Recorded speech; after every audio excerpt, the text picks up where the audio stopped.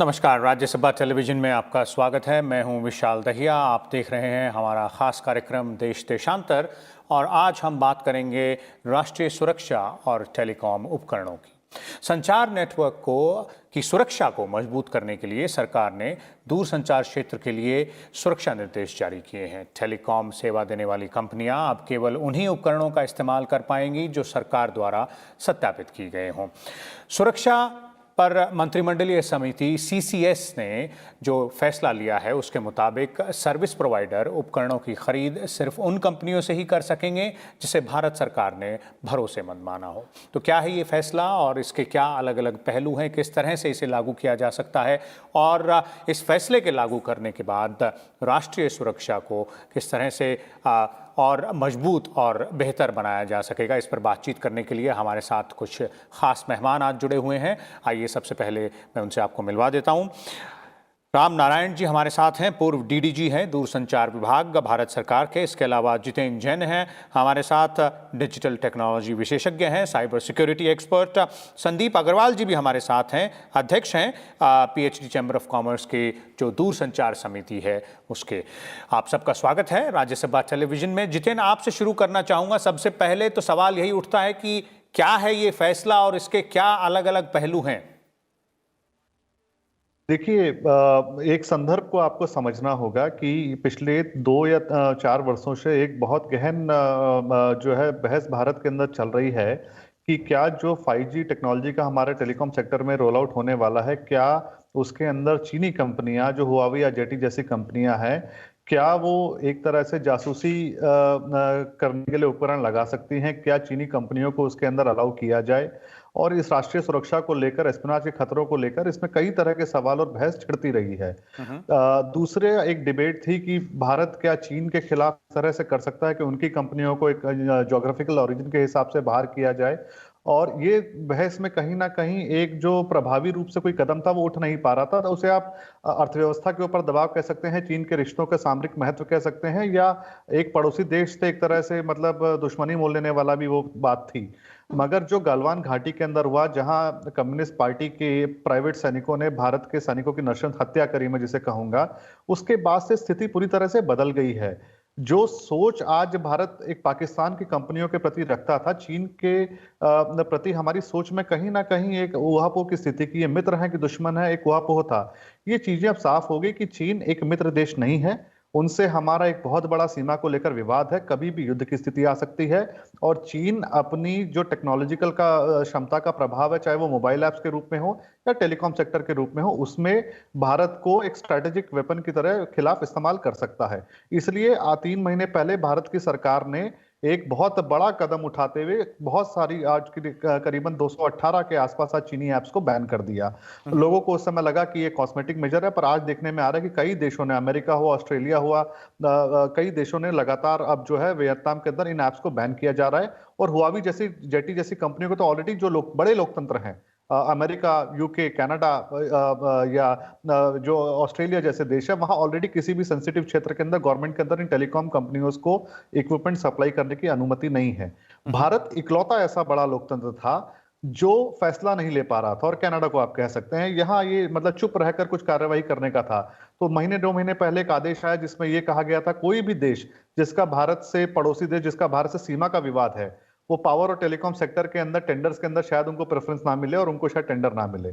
उसके बाद जो आज भूटान में हुआ, 2 गांव बसाए गए, फिर एक मतलब अभी भी लद्दाख के अंदर समाधान नहीं निकला। तो आज भारत सरकार ने एक निर्णायक फैसला लिया है और साफ साफ तरीके से ये कहा गया है, बिना किसी मतलब डाउट के, संदेह के, कि भारत 5G रोल आउट के अंदर टेलीकॉम सेक्टर के अंदर एक राष्ट्रीय सुरक्षा आदेश जारी कर रही है कैबिनेट। और ये कहा गया है कि सिर्फ वही सोर्स, वही कंपनियां जो कमिटी नोटिफाई करेगी, राष्ट्रीय टेलीकॉम सुरक्षा कमेटी, और वही इक्विपमेंट जिसको ट्रस्टेड इक्विपमेंट कहा जाएगा लिस्ट के अंदर, सिर्फ उन्हीं का इस्तेमाल भारत के प्राइवेट और पब्लिक किसी भी टेलीकॉम सेक्टर के टेलीकॉम इक्विपमेंट के अंदर इस्तेमाल हो सकता है। जो अब ये किसकी तरफ इशारा है ये आप समझ सकते हैं, क्योंकि सुरक्षा जो कमेटी बनेगी, जो इसका एक प्रोसेस होगा, वो भारत के राष्ट्रीय साइबर सुरक्षा कोऑर्डिनेटर बनाएंगे।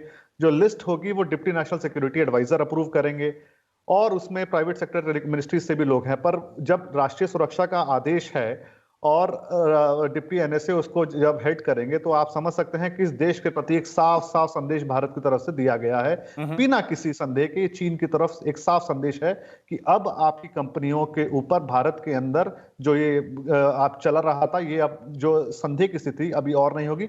साफ साफ आपकी कंपनियों को बाहर का रास्ता दिखाया जाएगा। जी जी बिल्कुल। जो चीनी कंपनियां हैं उन पर शंका जरूर शुरुआत से रही है। मैं रामनारायण जी को चर्चा में लेकर आना चाहूँगा। रामनारायण जी, पहला सवाल तो ये कि क्या जिस तरह जितेन कह रहे हैं, आप उससे सहमत हैं कि ये जो फैसला है इसके केंद्र में चीन है, और चीन ज़रूर है लेकिन इसके कई और पहलू भी होंगे जब हम राष्ट्रीय सुरक्षा की बात करते हैं, और जो ये नेशनल सिक्योरिटी डायरेक्टिव है टेलीकॉम सेक्टर के लिए, इसको किस तरह से इम्प्लीमेंट किया जाएगा? इसमें मैं जितेंद्र जी से बिल्कुल सहमत हूँ। पहली बात तो ये बात सही है कि चीन ने हमें कारण दे दिया है, मगर ये स्टेप तो बहुत ओवरड्यू था। ये तो 10 साल से ओवरड्यू था, और अभी तक हमें अपने टेलीकॉम इक्विपमेंट खुद बनाने शुरू कर देने चाहिए थे। बट कोई बात नहीं, लेट आए सही आए जी। और ये स्टेप चीन की वजह से ये कारण जरूर है, और अभी ये इमीडिएट रीजन है, मगर इसके बहुत दूरदर्शी इफेक्ट होंगे बहुत। क्योंकि दुश्मन और दोस्त बदलते रहते हैं। आज हो सकता है चीन हमारा दुश्मन हो, कल को कोई दूसरा देश दुश्मन हो।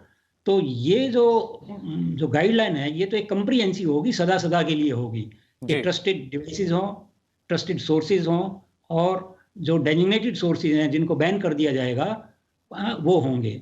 और डेजिग्नेटेड जो सोर्सेज में है, वो जो लिस्ट है हमेशा डायनेमिक होती है। ये नहीं है कि एक बार लिस्ट बन गई तो वो हमेशा के लिए वही लिस्ट रहेगी, कल को कोई दूसरा भी हो सकता है।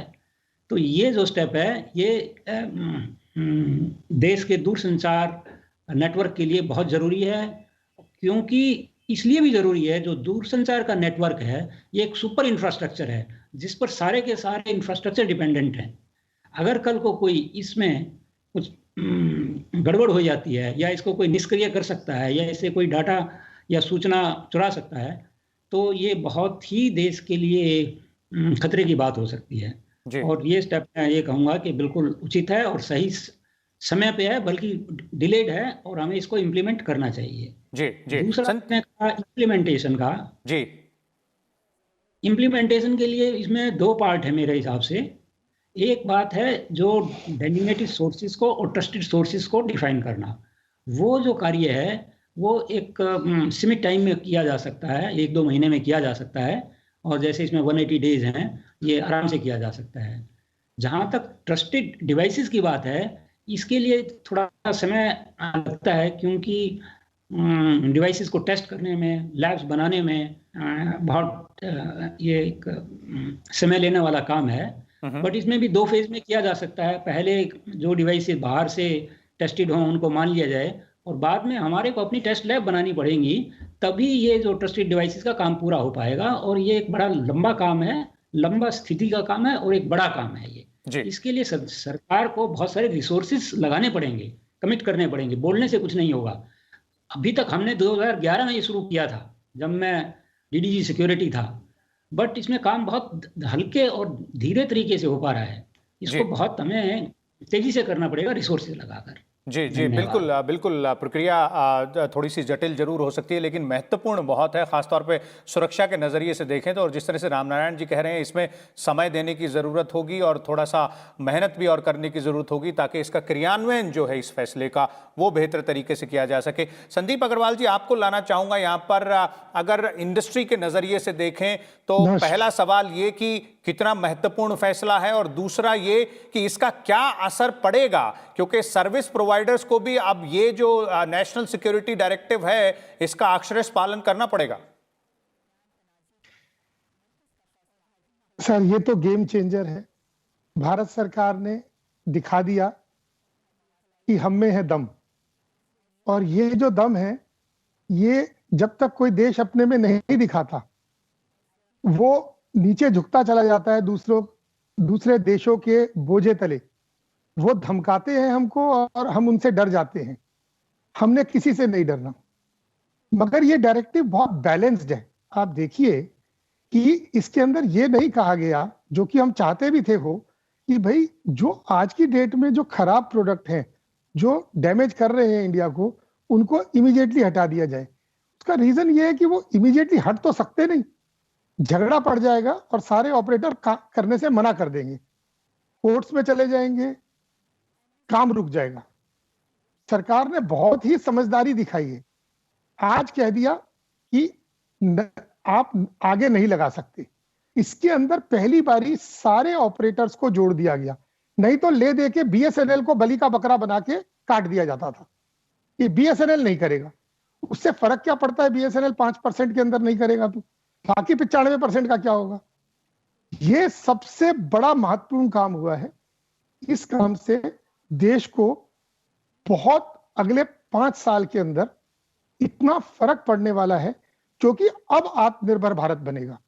अब हिंदुस्तानी कंपनियों से लोग माल मांगेंगे, चाहे वो जियो हो, चाहे वो वोडाफोन हो, और चाहे वो कोई और ऑपरेटर हो, एयरटेल हो। सब लोग हिंदुस्तानी ऑपरेटर इन कंपनियों का माल खरीदना चाहेंगे, 2 पैसे महंगा खरीदना चाहेंगे। वो कहेंगे कि आपकी टेक्नोलॉजी अगर 19 भी है किसी जगह पे और हमारे काम उससे चलता है, तो हम इंडियन यूज करके बेहतर है, कल को हमारा प्रोजेक्ट ना रुक जाए, काम ना रुक जाए। ये लगता बहुत बुरा है ये बोलते हुए कि 19 टेक्नोलॉजी है, कभी भी कोई 2 टेक्नोलॉजी एक जैसी नहीं होती, और दुनिया में एक से बढ़कर एक कभी भी चीज अवेलेबल होती है। अगर हम उस चक्कर में पड़ के हिंदुस्तानी कंपनियों को नजरअंदाज करते चले जाएंगे, तो हिंदुस्तानी कंपनियों को जिंदगी भर कभी कोई काम नहीं मिल पाएगा। जी, थैंक यू। जी जी बिल्कुल। जितेन, जो अभी संदीप अग्रवाल कह रहे हैं उसी से एक बात निकल कर सामने आती है, और मैं उस पर आपके विचार जानना चाहूंगा कि इसका एक इनडायरेक्ट असर जिसे देखा जाए, वो जो मेक इन इंडिया कैंपेन है और जो आत्मनिर्भर भारत की जो बात की जा रही है उस पर भी काफ़ी अच्छा खासा पड़ेगा। क्योंकि अगर देसी कंपनियों को यानी कि हिंदुस्तानी कंपनियों को अगर ये मौका मिलेगा, जिस तरह अग्रवाल जी कह रहे हैं कि वो अपना इक्विपमेंट सप्लाई करें, तो एक तो उनका बिजनेस बढ़ेगा, दूसरा उनके यहाँ R&D बढ़ेगी, तो वो जो टेक्नोलॉजी में डेवलपमेंट है उसमें भी और मौका मिलेगा आगे बढ़ने का। देखिए, अगर आज से आप 5 साल पहले का इतिहास देखें तो आपके और 5G को तो भूल जाइए, आपके हमारे घर में जो 4G 3G के डोंगल भी थे, और 95% डोंगल किसी भी ऑपरेटर का उठा लीजिए चाइना के बने हुए थे, हुआवी जेटी के। ये स्थिति थी। स्टेट ऑपरेटर भी जो है, बीएसएनएल भी चाइना से बहुत कुछ हुआवी जेटी का टेलीकॉम इक्विपमेंट लगा रहे थे। तो उस समय ये था कि ठीक है, शायद उस समय स्थिति ऐसी थी, समझ नहीं थी या नहीं हम उसको समय पे फैसला ले पाए। मगर आज भी पिछले 3 साल से डिजिटल इंडिया, आत्मनिर्भर और भारत के अंदर साइबर सुरक्षा की इतनी जागरूकता के बावजूद आज भी हमारा जो 60% टेलीकॉम इक्विपमेंट है, सिविलियन और स्ट्रेटेजिक सेक्टर गवर्नमेंट का मिला के 60% चाइना से आता है। आप देखिए, ये बात हमें खुले में बोलनी चाहिए कि, और ये मतलब ये किसी के ऊपर आरोप नहीं है, पर नारायण जी भी मानेंगे कि भारत के अंदर राजनेताओं का, पुरानी सरकारों का और ब्यूरोक्रेट्स का एक बहुत बड़ा वर्ग ऐसा रहा है जिसने चीन के खिलाफ सख्त भाषा में बोलने में, कदम उठाने में ना सिर्फ संकोच किया है, पर कहीं ना कहीं अन्य हित भी रहे हैं। चीन का प्रभुत्व हमारी प्राइवेट कंपनियों के ऊपर पैसे के कारण, सस्ता होने के कारण, दूसरे तरीकों के कारण, भ्रष्टाचार के कारण भी बोलना चाहिए, हमारी सरकारें कभी कदम उठा नहीं है भाई। जो पिछले 6 महीने के अंदर सरकार ने किया निर्णायक कदम और ठोस कदम जो उठाए जा रहे हैं, ये अपने आप में पूरी ब्यूरोक्रेसी को शैकल करके उस डायरेक्शन में ले जाने वाला है कि दुश्मन को दुश्मन कहना और साफ और सख्त भाषा में बात करने की जरूरत है। देखिए, चीन का टेलीकॉम इक्विपमेंट ऑलमोस्ट 30 to 40% सस्ता होता है, ये बहुत बड़ा रेवेन्यू लॉस है।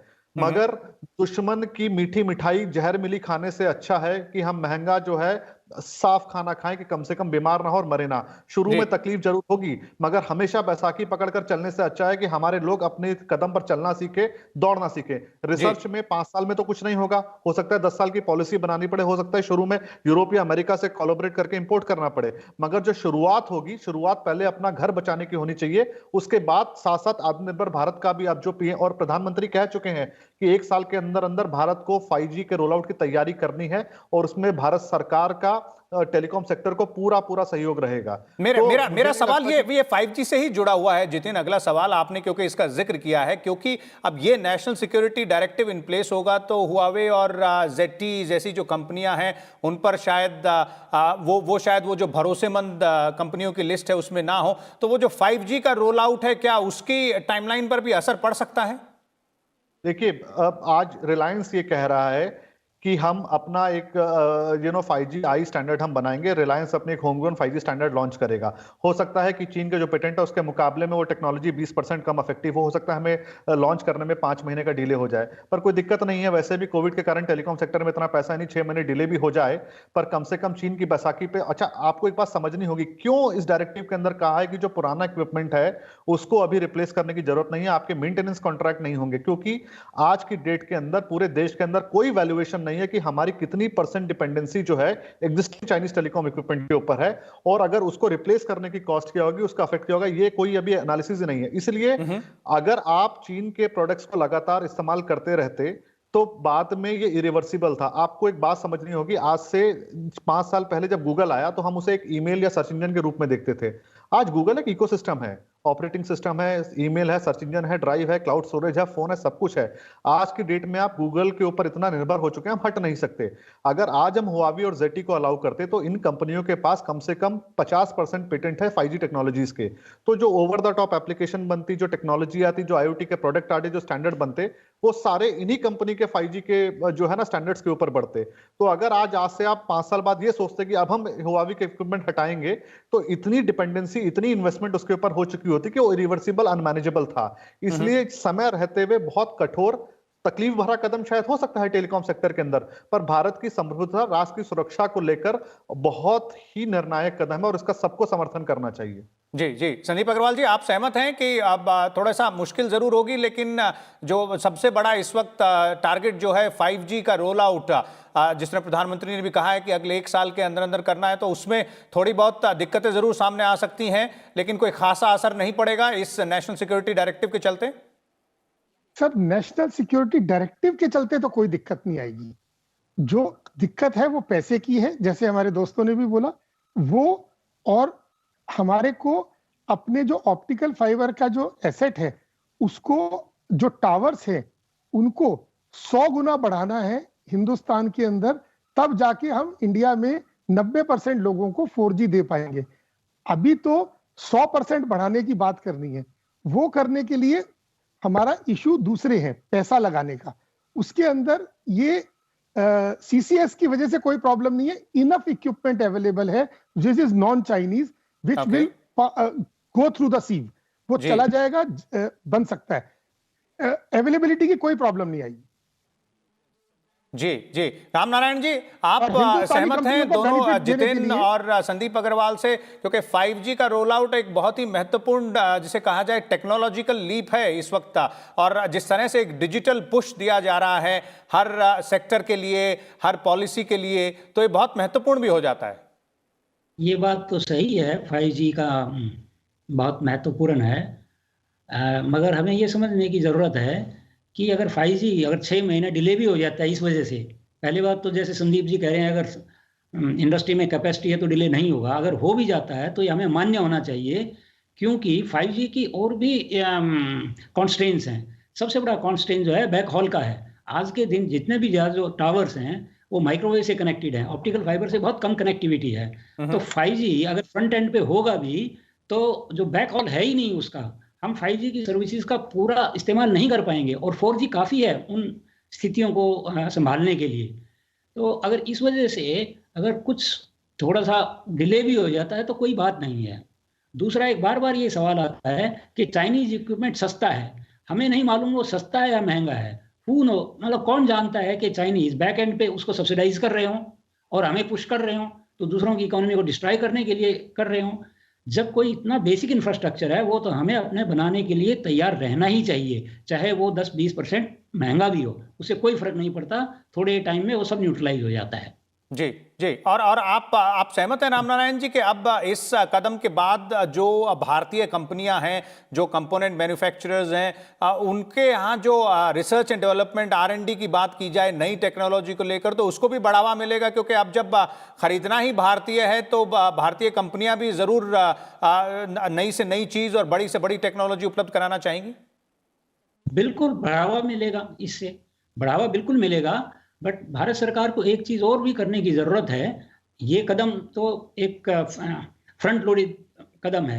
बैक एंड पे जो हमारे सिस्टम एंड प्रोसीजर्स हैं, जो रेगुलेशंस हैं, उनको भी थोड़ा सा और ढीला करना पड़ेगा, उनको और स्मूथ करना पड़ेगा। टैक्सेशन को भी शायद ठीक करना पड़े, डिफरेंशियल टैक्सेशन करना पड़ेगा, खासकर से टेलीकॉम इक्विपमेंट पे। अगर वो करेंगे तो जरूर हमारे लोग इक्विपमेंट बना सकते हैं। अगर एक हिंदुस्तानी जाकर गूगल का हेड बन सकता है, पिचोई बन सकता है, या माइक्रोसॉफ्ट का नडेला बन सकता है, तो यहाँ कितने सारे टेक्नोलॉजिस्ट हैं, वो यहाँ भी कर सकते हैं वही काम। तो हमें एक एनेबलिंग एनवायरनमेंट भी क्रिएट करना पड़ेगा, और हमारे लोग जरूर कर सकते हैं और करेंगे भी, हमें पूरा विश्वास है। जी बिल्कुल। जितिन, आपको लगता है जिस तरह रामनारायण जी कह रहे हैं कि एक एनेबलिंग एनवायरनमेंट की जरूरत होगी और सपोर्टिंग पॉलिसी ट्वीक जिसको हम कहते हैं, इस बड़े फैसले के साथ साथ कुछ और जो पॉलिसीज हैं उनमें जिस तरह के थोड़े बहुत बदलावों की जरूरत हो, ताकि एक एनेबलिंग एटमॉस्फेयर हो टेक्नोलॉजी में R&D को लेकर, और गुणवत्ता जो है टेक्नोलॉजी की उसको और बढ़ाया जा सके, उसकी क्वालिटी और बढ़ाई जा सके, उसको लेकर? नहीं, देखिए, आईटी सेक्टर के अंदर तो टेलीकॉम में ऑलरेडी प्रेफरेंशियल प्रोक्योरमेंट पॉलिसी है। अगर भारत के स्टार्टअप्स हैं और इनबिल्ट इन हाउस टेक्नोलॉजी है, उसको भारत सरकार 2 साल से प्रेफरेंस दे रही है प्रोक्योरमेंट के अंदर। स्टार्टअप इंडिया के अंदर आज आपको प्रायर एक्सपीरियंस से आप मुक्त कर दिया गया, आपके मिनिमम टर्नओवर को हटा दिया गया, आपकी EMDs माफ करी जा रही। तो जो इनेबलिंग एनवायरनमेंट धीरे धीरे बनाया जा रहा है, और बहुत कुछ किया भी गया और आगे भी होगा। मगर एक चीज ये भी सच है कि जैसा रामनारायण जी भी कह रहे हैं कि ये बात भारत में हम सबको जितनी जल्दी समझ में आ जाए उतना अच्छा है, कि चीन का जो सस्ता टेलीकॉम सामान है, इसके पीछे चीन की सरकार, या फिर अगर स्पेसिफिक में कहें तो चीन की कम्युनिस्ट पार्टी द्वारा प्रायोजित एक सर्वेलेंस एम्पायर है। अगर विश्व के सारे लोकतंत्र ये कह रहे हैं, और ये वो देश भी जिनके पास टेलीकॉम इक्विपमेंट को टेस्टिंग करने की कैपेसिटी है, वो भी नहीं, वो भी उससे मतलब खतरे का महसूस कर रहे हैं। ये कह सकते हैं कि उनको अपना स्टैंडर्ड बनाना है या जो भी है, मगर अगर कोई भी तैयार नहीं है तो हमें विश्व के सभी लोकतांत्रिक देशों के साथ खड़ा होना चाहिए, पहली बात। क्योंकि हमारे पास एक इन हाउस टेस्टिंग कैपेबिलिटी नहीं है, तो कल को ये कुछ गलत करेंगे तो डिटेक्ट करना भी बहुत भारी है। दूसरा, देखिए, एक चीज ये है कि जो भी देश 5G को डोमिनेट करेगा, वो अगले 50 साल तक टेलीकॉम सर्वेलेंस की जो दुनिया है उसमें राज करेगा। अब ये सबको पता है, ये नग्न सत्य है, कोई खुले में बोलता नहीं है। इसलिए चीन भी चाहता है और अमेरिका और यूरोपियन देश भी प्रभुत्व चाहते हैं।